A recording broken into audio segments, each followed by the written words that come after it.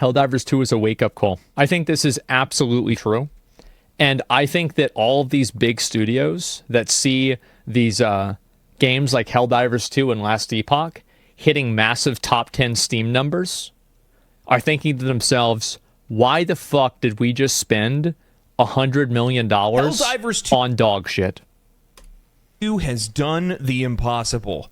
It's a game that's come out to incredibly high praise from the people that have been playing. Have you guys heard, by the way, with Helldivers 2, that there's apparently just one guy?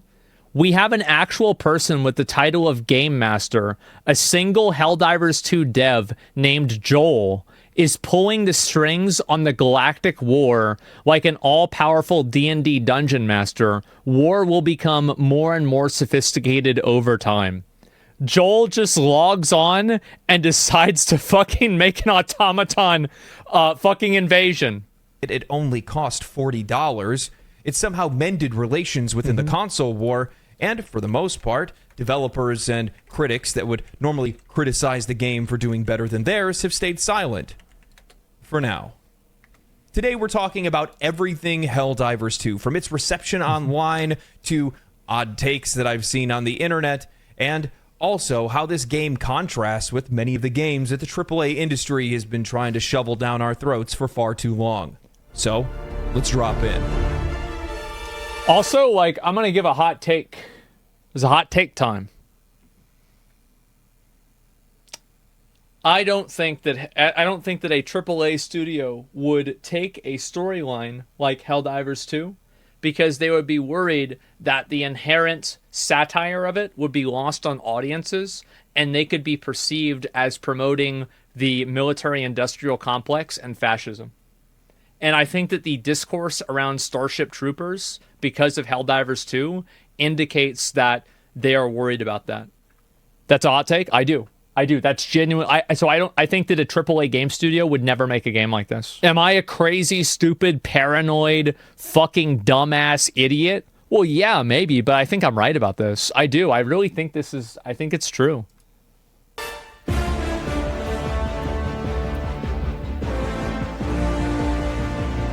You know what would be really cool? Is if this was Mjolnir armor and we were fighting against the Covenant and the Flood. Why is that not happening? Yeah, where's 343? Why didn't they do this? Yeah, what happened? I don't get it. Like the big guys could be like the hunters, you know? You got elites there. That could be the tank from Halo, the rocket launcher. Helldivers 2 exploded onto the gaming scene with an explosive launch that captivated both critics and players alike. Developed by Arrowhead Game Studios, the sequel to a twin-stick co-op shooter built upon the foundations of its predecessor, delivering intense cooperative gameplay set in a dystopian future where we are fighting against alien forces to defend managed democracy. That's right.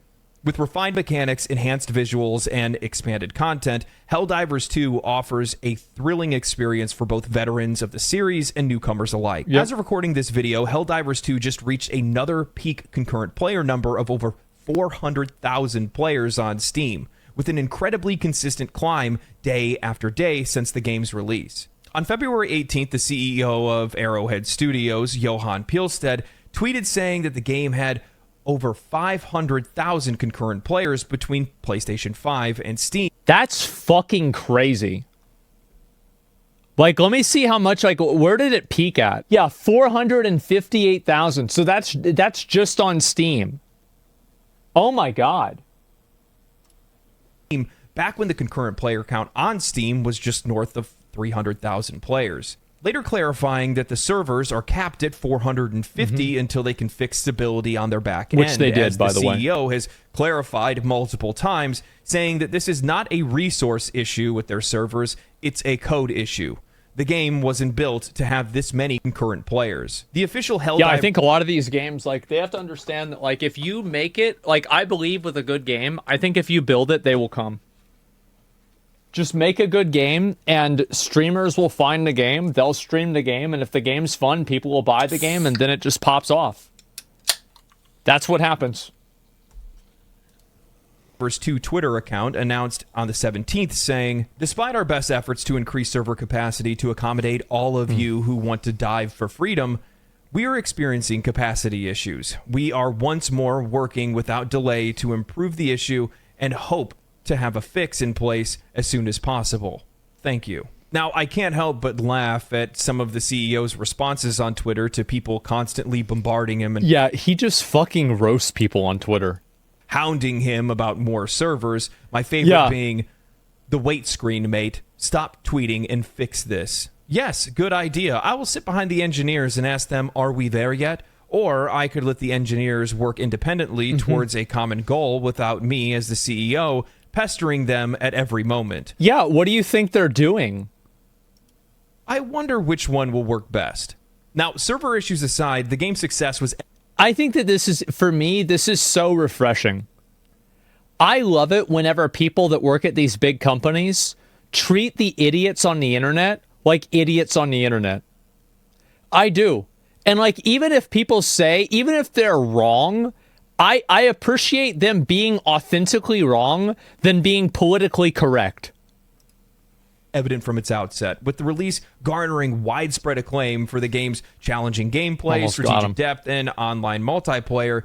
Critics have been praising the dynamic mission system, which has kept every single playthrough feeling fresh and unpredictable, as well as its robust customization options that allow players to tailor their loadouts to suit their preferred playstyles. Or what I'm gonna do, so like, I do plan on playing this game again, but I only want to play it co-op. I was hoping that, like, I could play it with some of the guys and, see what happens. But like, I want to play, and I'm only going to build turrets. I'm just gonna make turrets. That's it. And I'm just gonna watch everybody else do stuff. McConnell.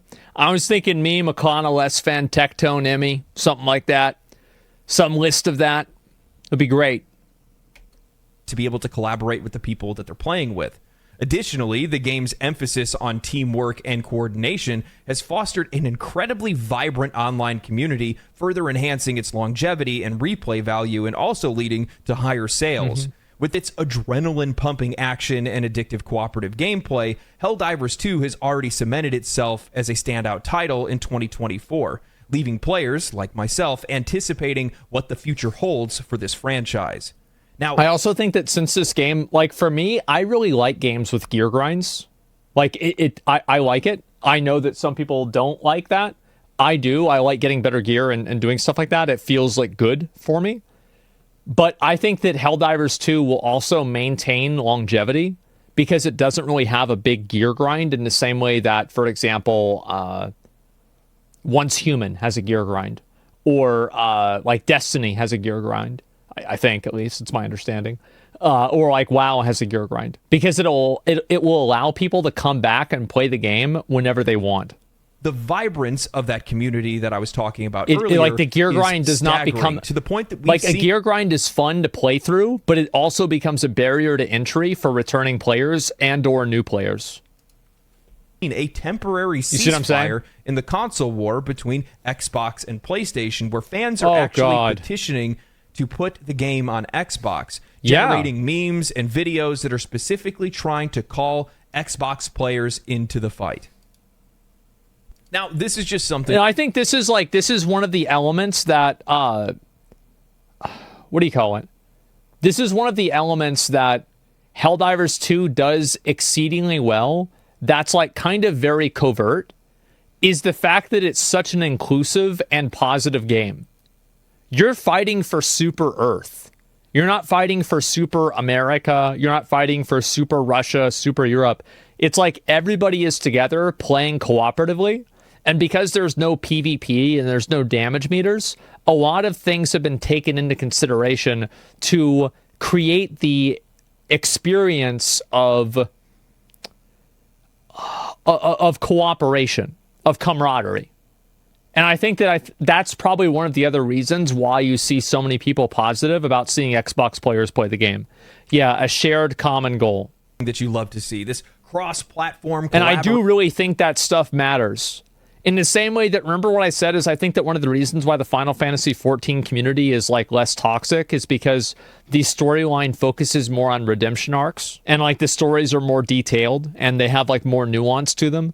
So like players are expected to have like a little bit more like empathy, I guess you could say. Where gamers are coming together to fight for a common cause. And this is largely one of the reasons why also it's not a dystopia either.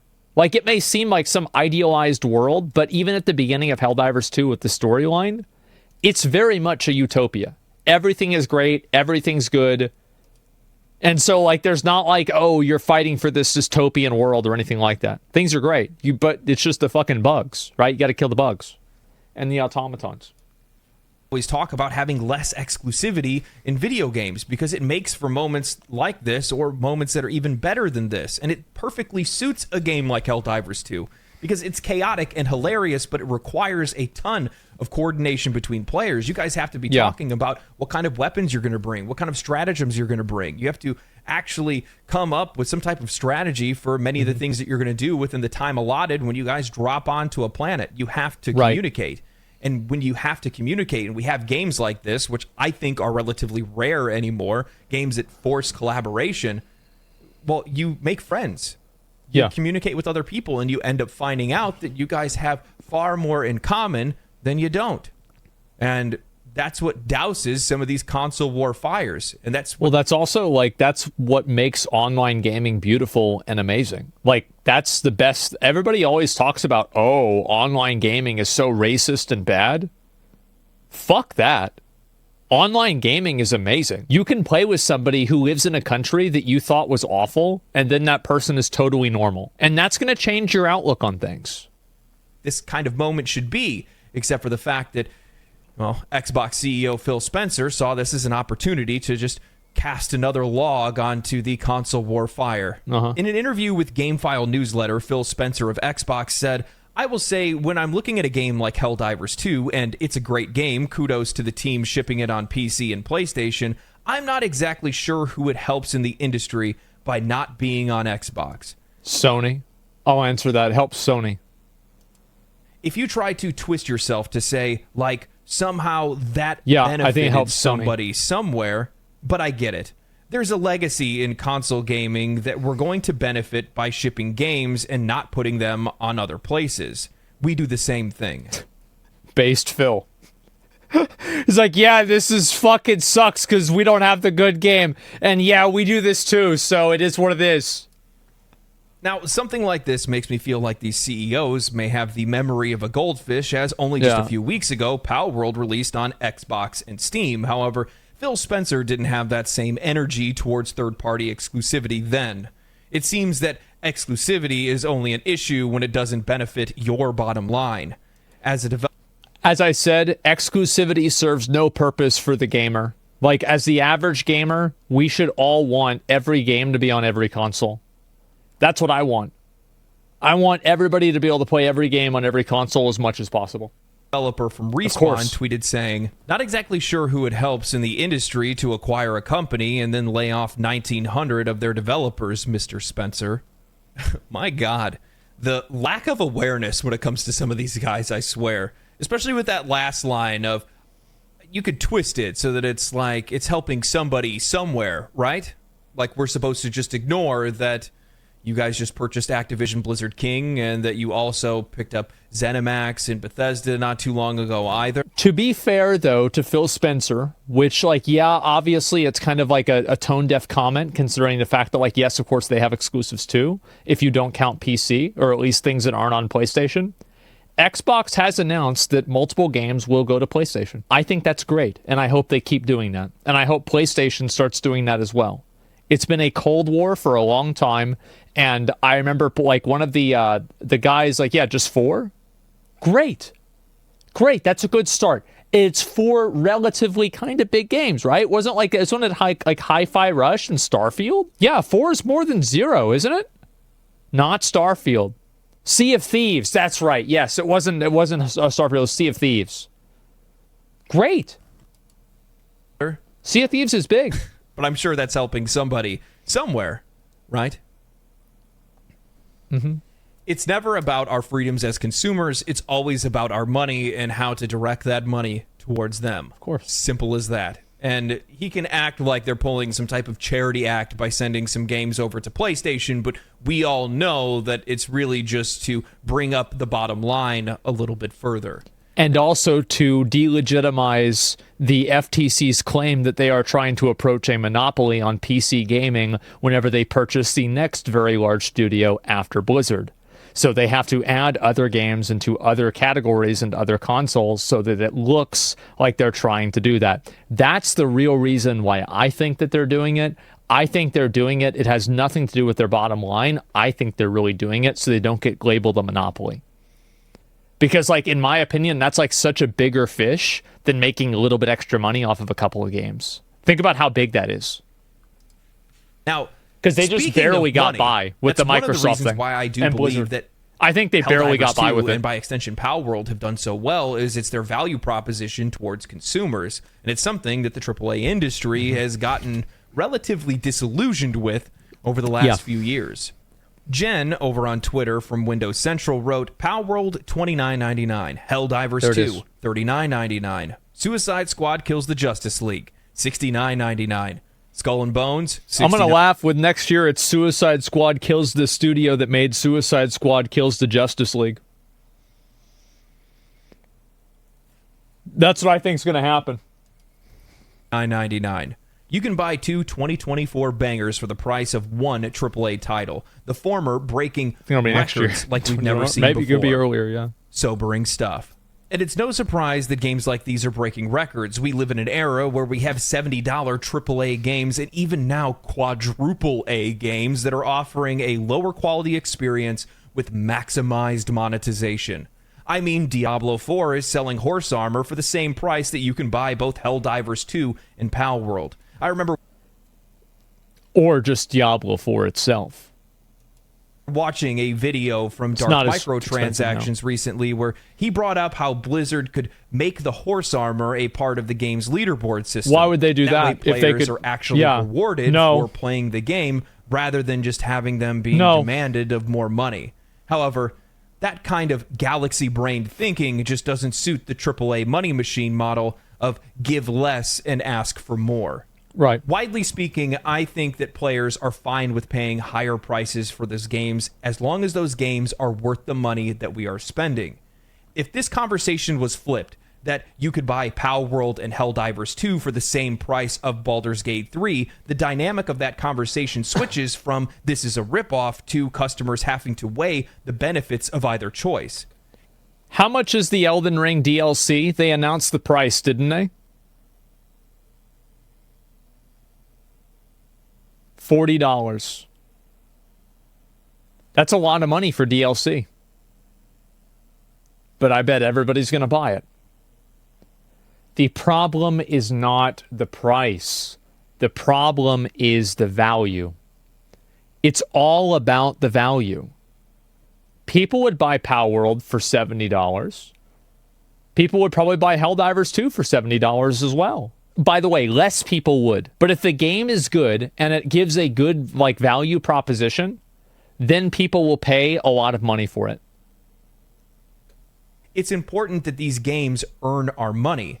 And that's the same belief of Helldivers CEO after the game was being accused of being pay to win. I'm partial, but we really applied ourselves to not make it pay to win, even though items are functionally different. The only item that's pay to win is the revolver, which will win you any cool gun competition. Only minor problem is that it's not that good. Another person responded, I'm so glad that you guys are continuing the trend of very fair and not predatory microtransactions in PlayStation multiplayer games. Quite happy about that. So many live services end up dying because they chase greed instead of fun and big player base. Love this so much. To which... Yeah, the reason why live service games die is because the game sucks. That's the real reason. That's it. It gets stale and it's bad. It has nothing to do with the price of the microtransactions. Path of Exile has fucking store packs that are $570, and everybody loves the game. At least everybody in the ARPG community loves the game. It has nothing to fucking do with the microtransactions, and it has everything to do with the value proposition and the content. Content is all that matters. Arrowhead CEO Do responded, that right, "You have and to nothing earn else the right matters." to monetize. I Look at truly Honkai believe Star that. Rail. If people want to support this title, they have an option, but we're never forcing anyone to do so. Now, Yeah. I want to clarify how monetization works in Helldivers 2, as it seems like there are still people that are relatively confused. I get it. When I first saw the War Bond system, I said, ew, and then I realized how it worked, and I said, oh. When running missions, you will earn requisition slips, medals, samples, and super credits.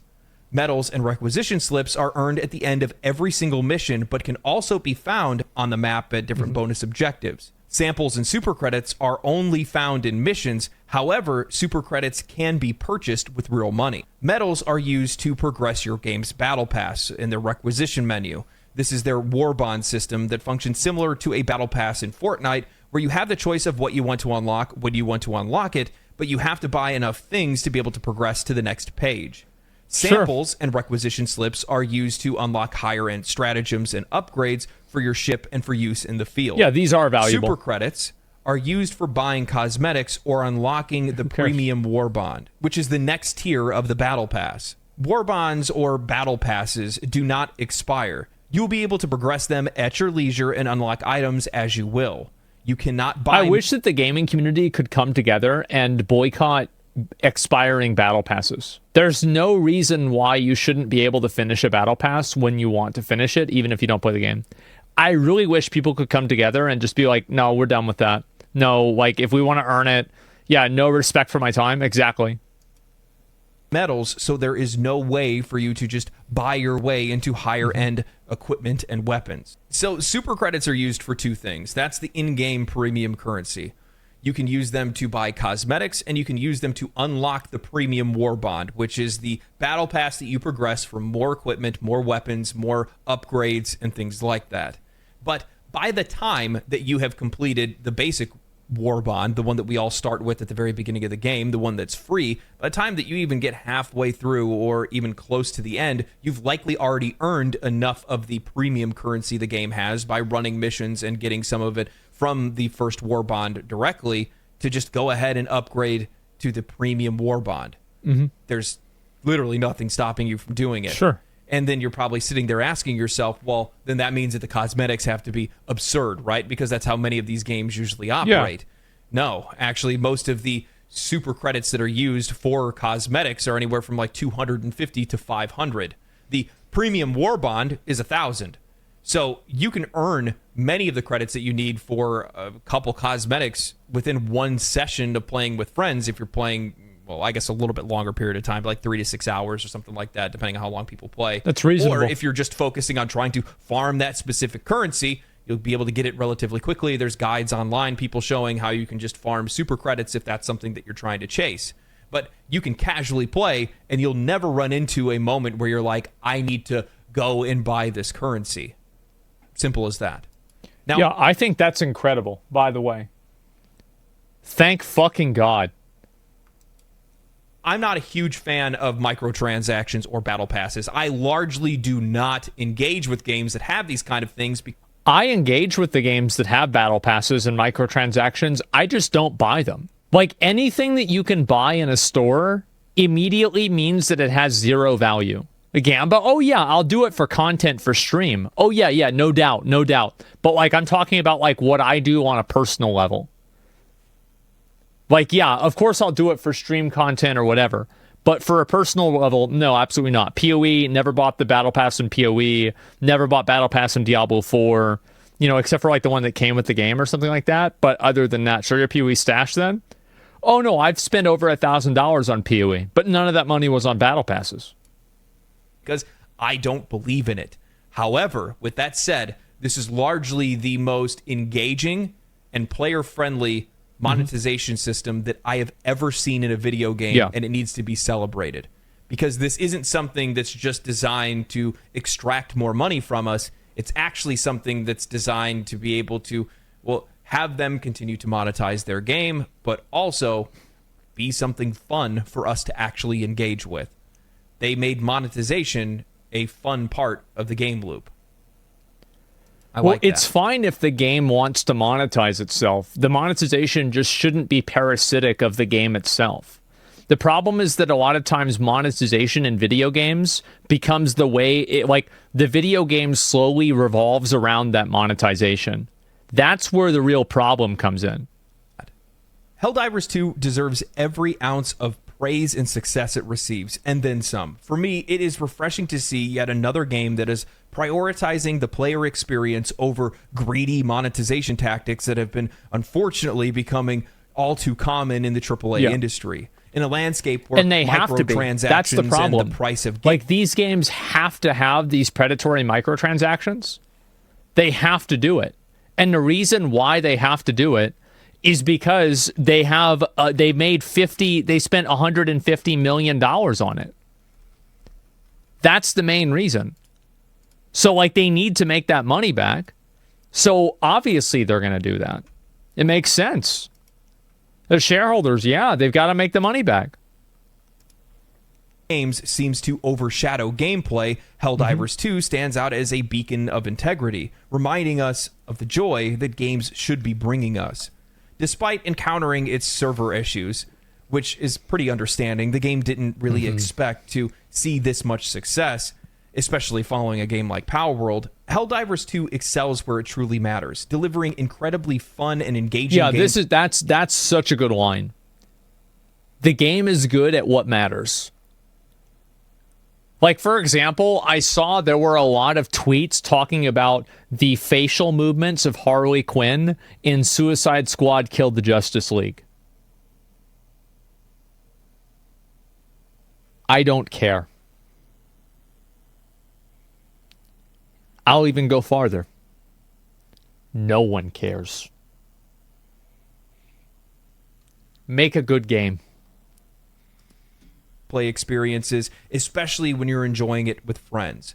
The game's cooperative gameplay, incredible sound design, enemy variety, and variance in missions but I don't give makes a fuck. for some of the most memorable moments that I've had playing games with friends. Who cares? Helldivers 2 is also a stark reminder of the disillusionment that is prevalent in the AAA industry. Learning now that former Halo developers once pitched a game similar to this game's premise underscores the industry. Former Halo developers.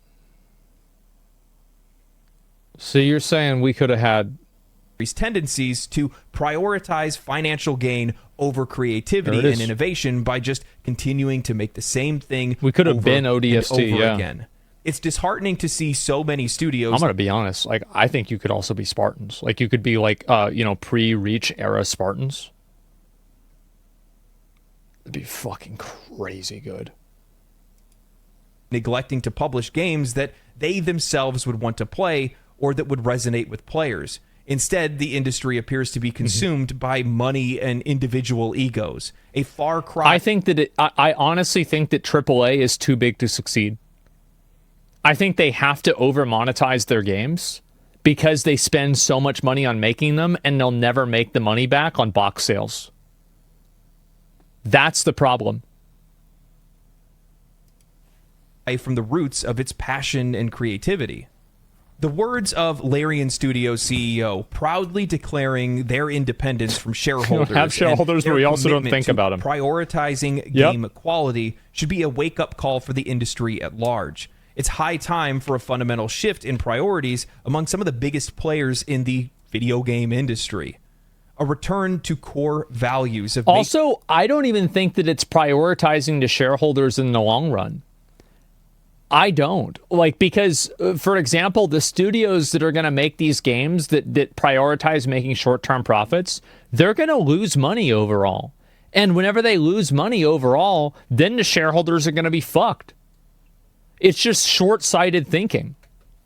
Making games that are fun and engaging for players, rather than solely focusing on profit margins.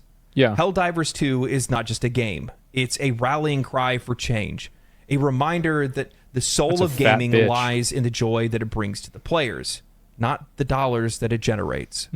I want more games like Helldivers 2, like Palworld, like Baldur's Gate 3, like Grand Blue Fantasy Relink. I want games that value my time as much as they value my money, that value my enjoyment as much as they value my money. And I realize that that's a really tough sell for the AAA industry. But who gives a fuck if they fuck them? Who cares? Like, if they make a good game, great. If they don't, okay, I'll play something else. Like I'm not going to rely on a AAA gaming industry to make me happy. Fuck that. Like if I'm playing a game, I'm enjoying myself playing the game, then that's all that really matters. Like I don't care who makes it. Like I don't need to have like this massive game that's of the scope of you know, World of Warcraft or something like that for this to happen. Just make a good game. And that's it. They're not buying. It's not these complicated. independent studios are going to keep getting my money and all of my content, because this is exactly the thing that I love talking about. I love talking about games that I am enjoying, that I want other people to play, and I want to sell. And I think this is also a problem with Diablo 4 too. And this is why I think that Diablo 4 might not ever be successful, because of the bloat in which it's designed. Celebrate the things that they do that bring value to us as customers to them. That's largely one of the reasons why I like making videos to begin with, because this is fun. This is positive and interesting content for us to discuss, contrast with some of the poor purchases that we have to make sometimes or have made in the past, and look to see this is what we value now, and continue to buy games like this and support games like this because they value us as much as we value their game. It's not that complicated. I'm getting ready to prep a review for this game. It's going to take me a little while. I'm one of those guys. It really isn't. It's really not that complicated at all. I don't know when developers stopped realizing the simple reality of make a good game and people will buy the game. Like, for example, if somebody makes a really good game, I'll play their game. And, like, for example, this game here, I played this game, and the video that I did about it got a ton of views. It got hundreds of thousands of views. Like, I didn't get sponsored for this game. I just played it because it was good. Like, just make a good game, and people will play the game. It's not that complicated. That has to put a serious amount of time into something before I can finish it. I wish I could be like Mortismal Gaming, who 100%s games. That guy's a psycho, by the way. Yeah, he is. I can't believe that, but I want to put quite a lot of hours into something before I really try to vocalize what my experience is like and let other people know about it. And I realize that by the time my reviews even hit the presses, most people have either bought it or decided they don't want to play it, but at least we can still celebrate the experience together. So hopefully you... I don't think that long-term reviews, like if you review a game a few weeks after it comes out, I think that's very fair. And I don't think there's anything wrong with that, because people will look for that review later on. And if your review is more comprehensive and better, everybody will watch it. Like, for example, whenever I made my review of New World, the video got like 1 million views in like 2 days. Everybody watched that video. Like, that is the New World review video. That is the most people that watched it out of any of the other ones. And it was like months after the game had come out. And why is it? Because it was the best one. You want to get views? Make the best content. It's that simple. So watch it whenever I get to finishing it, as well as my Enshrouded one. And Grand Blue Fantasy Relink. Ooh. Oh, and then Final Fantasy VII Rebirth comes out. For sure. And the Dragon's Dogma 2. Yeah. I'm screwed. Yeah. Anyway, stay cool, stay righteous, stay safe, my friends, and most of all, Helldivers.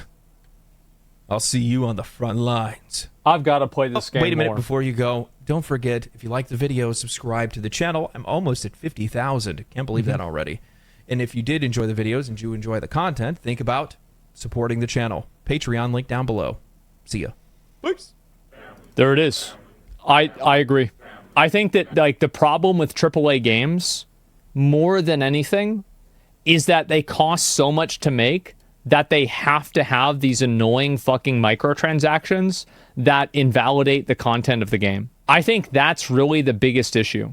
Like, it's and you have like millions and millions and millions of dollars of investment into these games, and it doesn't even really seem to matter. It doesn't make a difference. What do you think the hour threshold to take a review seriously is? I think it depends on the game. So my opinion for like a review of the game, so a review, so this is my perspective on reviews, okay? So how do you review something? Well, you look over it after it has already been completed, right? Because viewing a game is whenever you first look at it, and reviewing a game is after is looking at it for a second time, right? It's like a look back on the game. So a look back on the game implies that you have looked at the game in its full capacity. And because of that, logically, I would expect somebody to complete the game before they review it. Does that mean they have to 100% the game? No. But it does mean that they have to complete what the player experience is generally intended to be. That's what I would say. And you do have, and I think that also first impressions of games are massively important. And I think that in some cases they are more important than a review, but they should always be categorized as first impressions rather than a full review. That's a quadruple A review? Yeah, exactly. And so you want to see a game, like if you want to see a review, you want to see a review that goes through every aspect of the game. This is a good video. Give it a like if you liked it. Yeah. I just think that like if you want to give a review for the game, you should try to play everything about the game, or you should contextualize your review around, I didn't do this part of the game, so my review is going to be primarily about this part of the game. But again, I just think that these big companies are too big to deliver a good experience anymore. They're too big, they're too fat, and I think that's why they're firing people. I think they're realizing exactly what I'm saying. They take too long, the ship is too big, and it doesn't turn fast enough. I hate some game journalists too because some of them have dog shit reviews. That's where reputation plays. Reputation plays on that so much. You need to make sure that you have a good reputation in order for that to happen. If you played Elden Ring for, let's say, 10 hours, you know everything you need to do to know to give a review. By then, you should see all the qualities. 10 hours, I don't know if that's really enough. And also, like, it's not knowing everything about the game. It's also experiencing everything in the game. So, like, I'll give you an example. If I were to rate Dark Souls 1, and I only did everything up to Anor Londo, including Anor Londo, I would say it is probably like, if not the greatest game of all time, it's in the top 5 greatest games of all time. However, I think after Anor Londo, Dark Souls 1 goes down. I would say that it's still a 10 out of 10 game, but the beginning is a 10 out of 10, a pristine 10 out of 10, and the second half is like a 9 out of 10. And I think that the first half is so good that it makes up for the second half only being a 9 out of 10, and it makes it still a 10 out of 10.